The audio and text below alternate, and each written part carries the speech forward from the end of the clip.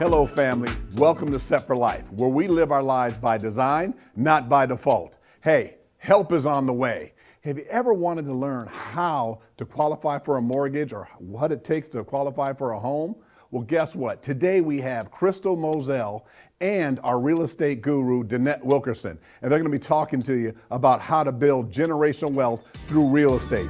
Don't go anywhere.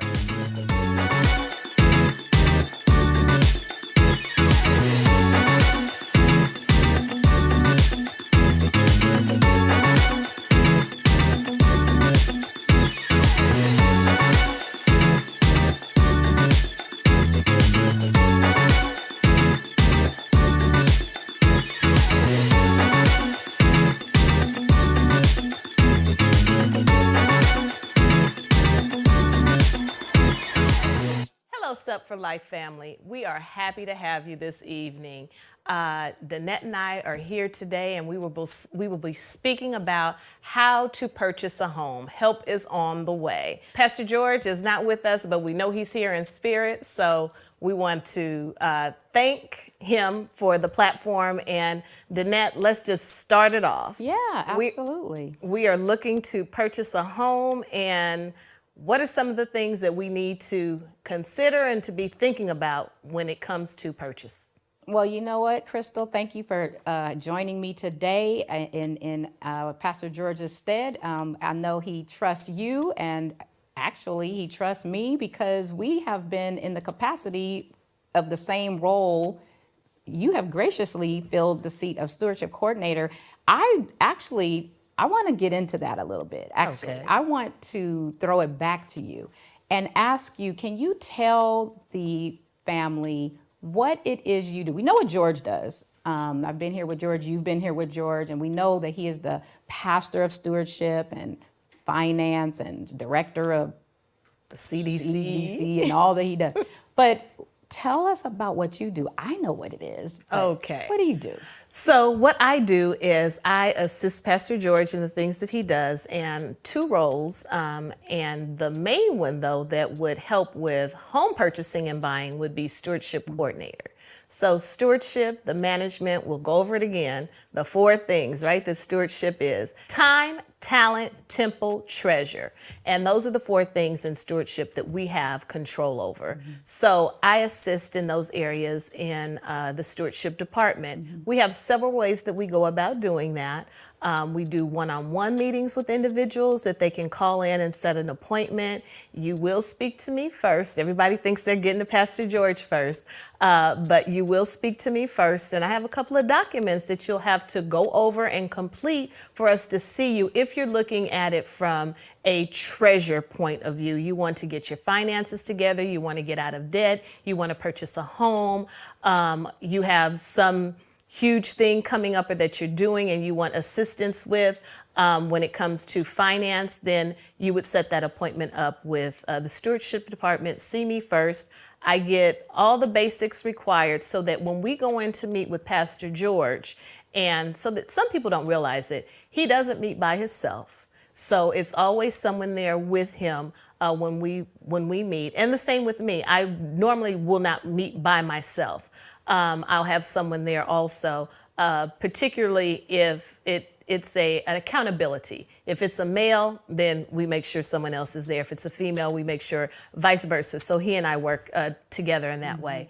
But we look through your finances, find out any hiccups. We need to make sure that we have good information going in, Dannete, so that we have good information coming out. So you can't tell me that you want to go and purchase a $950,000 home on a monthly salary of $1,200 where you're looking. And we know we have people coming in, but my God can do all things. He definitely can, and I don't doubt that. But we are going to go in with the knowledge and understanding of what it is that we can afford. And those documents that we complete will assist us in getting you to where you need to be and figuring out what it is you need to do to get where you need to be. That's good. I know these things. I'm pulling it out of you only because I want people to be aware of these things prior to, I want to buy a house. God said, that's my house. They're going to run around 7 times and circle the house 7 times, pray and all that, and we should do that. That's, biblical. We love it. But there is a process that goes into that. So there is a program here that I love that is really created to help people get to the next level, whatever that is. Take a snapshot of what you're doing. Budgeting. Tell us how a budget here that you guys do works. Just give us a snapshot of a budget that works. Most people don't like budgeting. They feel like they're being trapped. They don't want to do it. It's not fun. They don't get to live freely or what have you. But tell us the fun way in which you create budgets and we execute helping people manage their spending so that they can get an idea of what happens. Because I'm going to answer your question. You asked a question, I'm asking more questions before I answer your question. But I promise And I I'm gonna get understand to why. it. I understand do. why. Okay. Tell us about budgeting. So just like you said, budgeting is not about a restriction. Budgeting is really setting a goal is what it amounts to. And we want to ensure that you meet the goal. Let me tell this story first of all. So I wanted to do a trip to the Bahamas and take the entire family. I did it.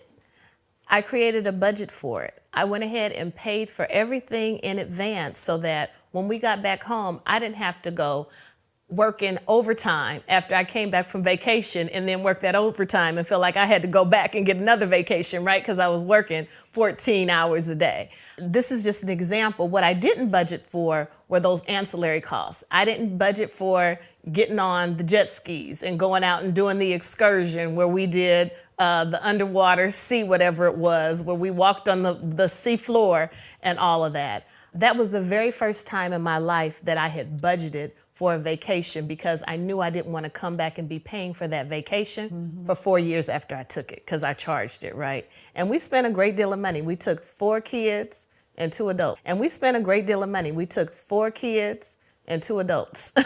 With us, and we stayed for a whole week. So when we say budget, the budget isn't to constrain you because I did something that I really wanted to do. Took the kids out of the country, they got to experience a different culture and all that. So, but I budgeted for it. You can do whatever it is you want to do and whatever your heart desires, but make sure that you are paying for it, not double what it would have cost by putting it on credit, but paying for it in advance so that you can enjoy that when you come back. So how do you budget? We have a class called Dollars and Cents. We do 6 weeks of showing you what to do and how to do it. Putting these things together, a budget, a debt eliminator, creating a prosperity jar, and figuring out what your big why is, why you are doing this budget, and that keeps you focused, understanding the reason why.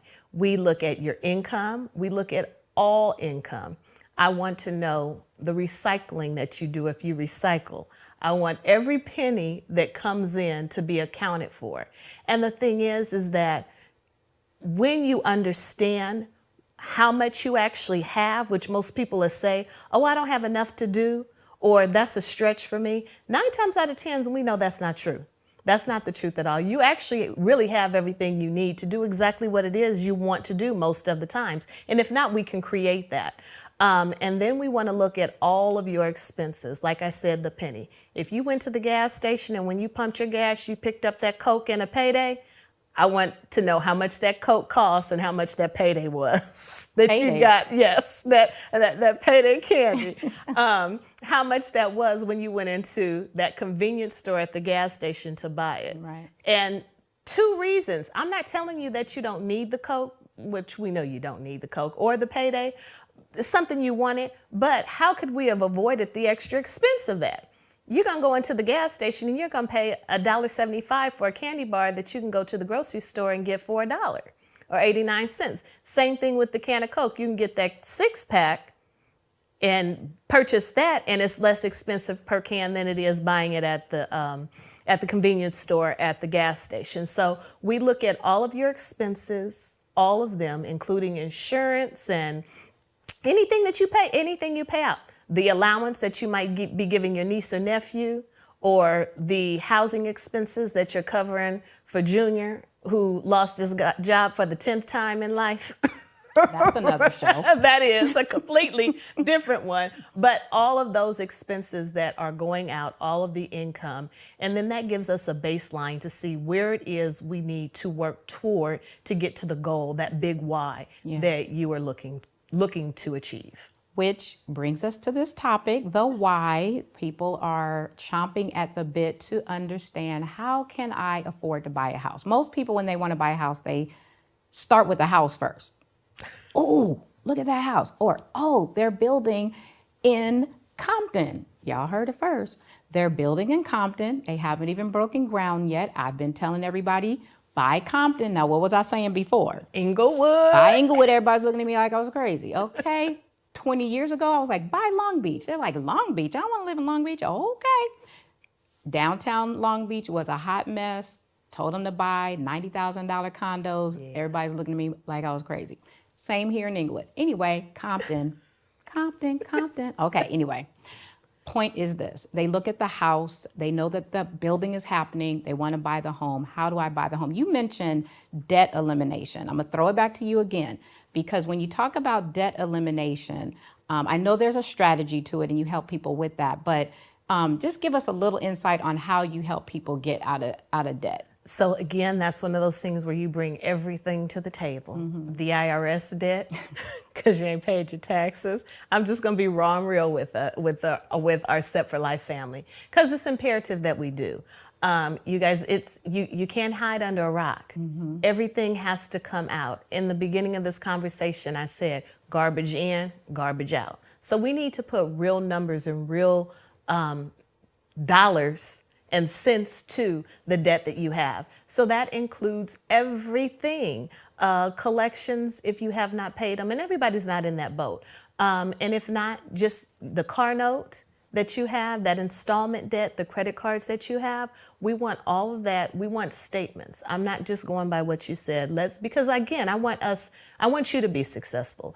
And I don't want it to be a situation where I want it more for you than you want it for yourself, because that never works out right. And then I'm heartbroken. Right. And I don't want to be heartbroken. Mm-hmm. So we're going to want the house more than they want the house. Exactly. So we bring all of that information to the table. We have a spreadsheet that we put all of that in. And then we have a debt eliminator, a debt multiplier that we use to get that debt down. And that's the reason why the budget is important, because we need to know how much extra money you have to go toward that debt so that we can get it paid down, so that you can qualify for more housing. You'll speak to that more.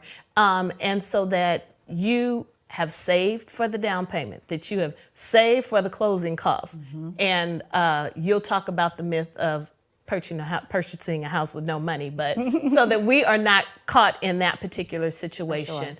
Sure. We look at everything that you have that's going out as far as installment is debt, not budgeted items. I'm not talking about the rent that you're paying or your car insurance or health insurance. Those are pretty much static. I'm talking about those cards that you go and spend when Macy's is having the 3-day sale every day of the week. Every day. Every day.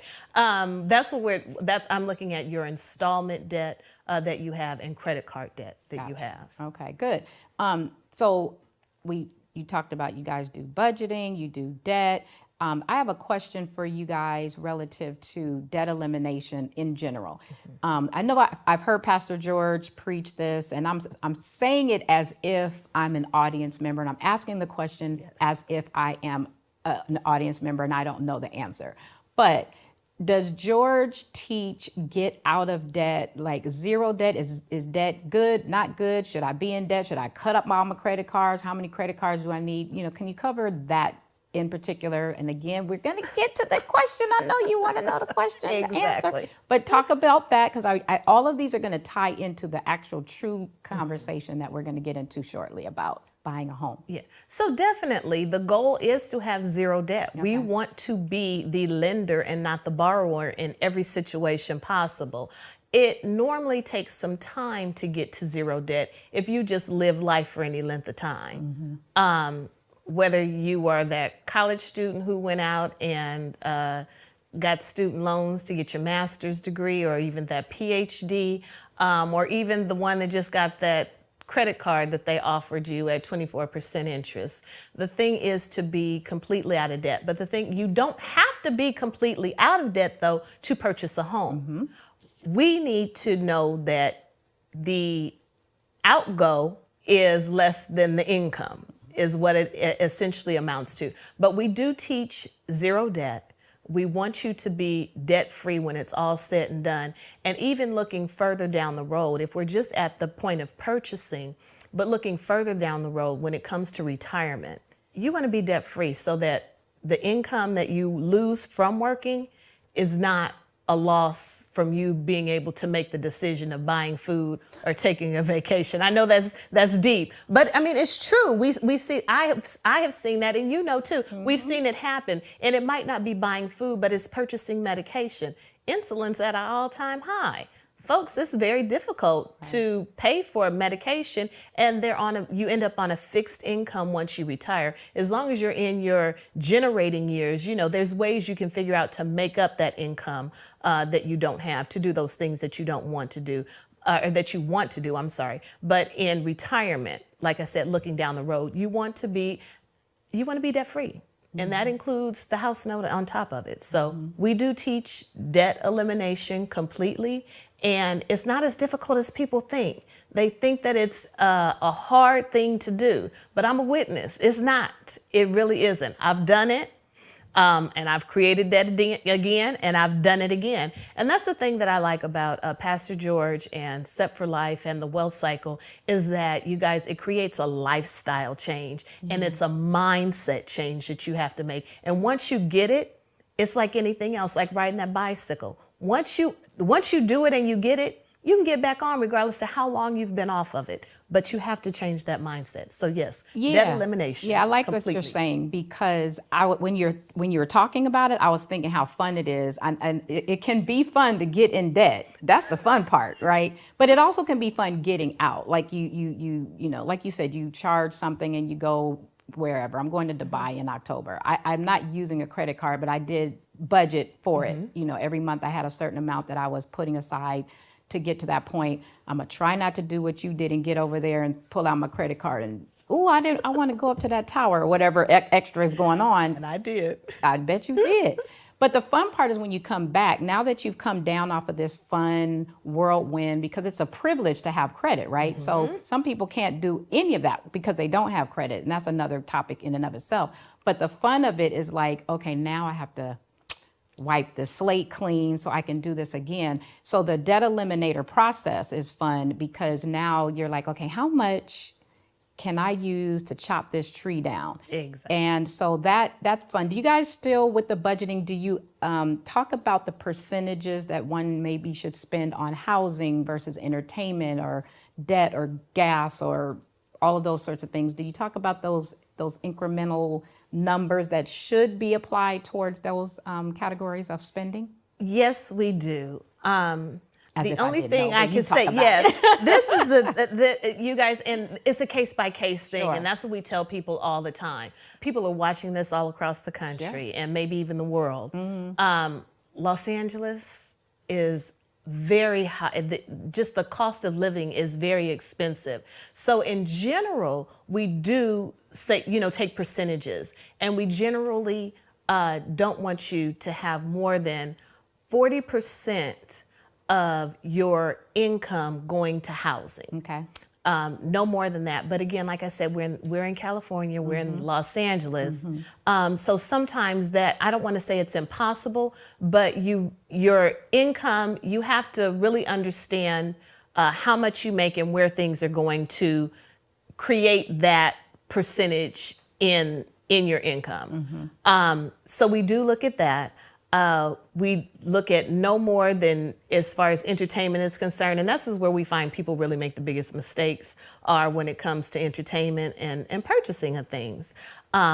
We don't want you to spend more than, roughly most of the time, 6 to 8% in entertainment. And then we have some leeway when it comes to your insurances, whether that's life, health, and all of that. That we go through. But we look at the individual and then really kind of make the determination. But in general, you don't want more than about 40% of your income going toward housing.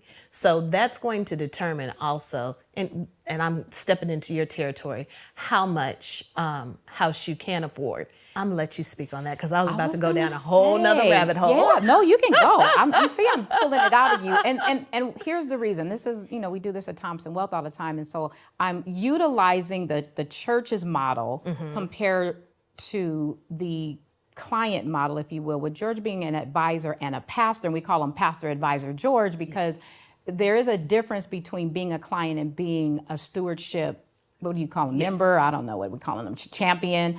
But there's the concept is pulling this information out of people and helping them understand that you really have done my job, if you will, because the CCIC, I call it kick or sick, it depends on how I'm languaging it. But that cash on hand, you talked about credit, you talked about income. I haven't pulled out of you yet about savings. I'm going to ask you that question in a moment, and then you're going to be right ready to buy this house that we're going to talk about in a second, and I'm going to talk about how to do that. Yeah. So those percentages are a little tighter with our clients, right? Because they usually come in with really big goals, retirement, I want to buy property, I want to invest in this, that, and the other thing. So we have to tighten up the budget a little bit and reduce those percentages you talked about to find that extra money. You talked about the payday and the Coke, buy the 6-pack versus one soda. One soda at the store is $2, but if you go to the Costco, you can, Georgia's favorite, Costco keeps the cost low. Yeah. We got all these isms, right? But you buy that 6-pack, the dollar stretches a little further. So savings, how do you guys help people? You said prosperity jar, so dig into that a little bit so then we can really dig into this topic. Okay, so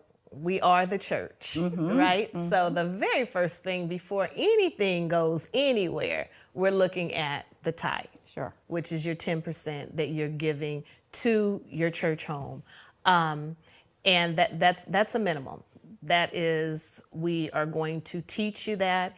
And honestly, if we can get that concept to our people and they have an understanding of that, so much more comes along with that, you guys. And I'm speaking from experience. I'm speaking from watching others who tried the tithe. That's imperative that you do that, first of all. That's the very first expense you should have. And then savings. So that's 10%. And then we also have a 10% savings goal that we average into the budget. And that can be several vehicles that we can use for that 10% savings, whether it be a retirement account, an IRA, 401k, or SET, depending on what your employment is. Or we can actually set that aside also, and some other vehicles that we can utilize for savings. But that's the minimum, 10% savings that you would put aside. What was not discussed, or what we haven't talked about, is what you are using. So you set the goal, that big why.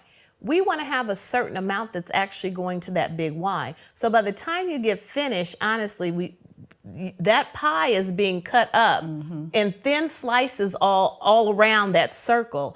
And you have to stay diligent and consistent to ensure that you put those things where they're supposed to go.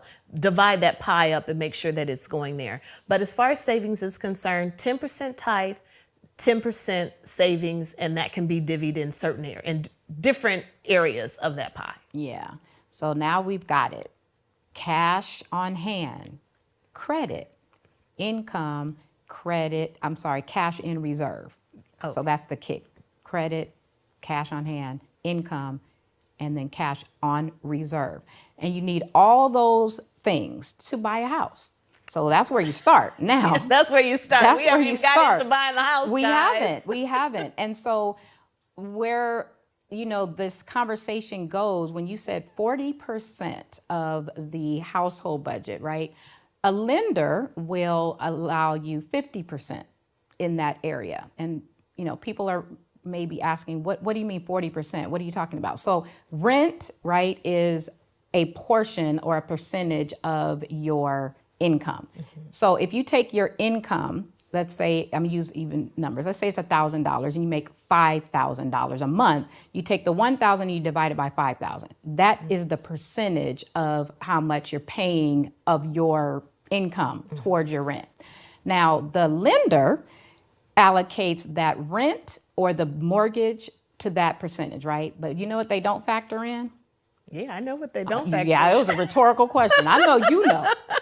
It is food, electricity, cable, whatever else you do to live in your house, right? Water, trash, sanitation, groceries, all of those things. When we do a budget, that's what we call your household budget, your household budget. This is what it takes to run the household. Before you even step out the front door to get gas or to get shoes or to get clothes or to get your hair done, nails done, everything did, you have a household budget that if that's all you did was just stay in your house and do absolutely nothing else, and let's say you made 1,000 and your household budget was 1,000. Well, where you going? You might be on the phone, you might not, depends on if you can afford it. Yeah, there you go. You might be able to have a conversation on the phone. But the TV doesn't even necessarily work well right now without cable, right? So you might have some of those kind of expenses, but that's what we call the household budget. Then you move down the budgets that we, use for other people, clients and alike, is savings that you mentioned, savings and buying a home and all the things you want to do. Then you go into risk management, which is insurances and, how you're going to protect yourself. That includes the car if you can afford one. Right? Because we have two budgets, the left budget and the right side of the budget. The right side is all the fun you can have if you have the money. Yes. The left side is what you need to be Crystal or to be Dannete. I call it what does it take to be you? And so when you get to the right side, that's all the fun. And I include the car and all that because you can walk if you live close enough. You can take the bus if you're so willing and daring, because the bus, I haven't taken the bus since I was 16 on that RTD. I'm good. I've had my experiences. Dannete drives a car. So I have to make enough money to drive a car, but I also have to make enough money to pay the car insurance and get gas at $6 a gallon or so right now. But the point of that is this. Income is the most important thing because it's going to determine how you live. Then you're going to have your household expenses, the rent, all of the things we talked about. Now, once we get over to the right side, we're talking about that debt you mentioned. So we're going to get into a conversation about debt. How much debt should I have if I want to buy a home? Well, that 40% that they talk about that you can spend on your household, they include debt in that number. So what they'll take is the house payment plus all those bills that you mentioned, your trips that you're going on and so forth, and they're going to then have you add that into the equation. So where your rent might have been 40%, let's say your minimum payments, if you add that in, let's say it's another 5%, now you're at 45%. Now that's about right for where you're going to spend relative to household. They still don't care about electricity, gas, how your hair looks, your nails. They don't care if you eat. They don't care about any of that. They just want to know how much debt do you have, which would be your mortgage, your new mortgage payment, and those numbers. So that's the housing ratio. Okay. So, well, let me ask a question. 'Cause Yeah. you were there. When they're including debt in there, are they including the loan that I got from my mother that I told her I'd pay back at $100 a month? Do they include that one? they will if you tell them. Okay, if I tell them. If you tell them. And if I co-signed for someone, does that debt, for instance, I co-signed for my child for a car. Yeah. Is that debt included in it? More than likely because it will show up on the credit report. Anything that you use your social security number for is going to reflect in your debt ratios. Okay. So they're going to pull your credit. They're going to see all the debt that you have relative to what you're committed to. And then they're going to take that number and include that in the mortgage payment, which we're going to talk about the payment shortly, how much is part of that payment, because you have taxes, insurance, and all these different things as part of the mortgage. But yes, that is included in your, they will count that against you. So I say all that to say, and we both know that I knew the answer to that question is, if you have a goal in mind, stop co-signing for folks. You can't do it. Pastor George will tell you you're carrying them on your back. Right. You are carrying them on more than your back when it comes to you setting a goal. I'm not saying don't help your family. That's not what I'm saying. But if you can't afford to pay for whatever that is yourself, don't be co-signing for folks. That's it. But we've covered a lot today, Crystal, so we have a lot more to cover, and I would love to come back and have more of this conversation. Wonderful. Thank you, SET-4-LIFE family. We will see you in our next episode of SET-4-LIFE, where we will be discussing Help is on the Way, How to Buy a House.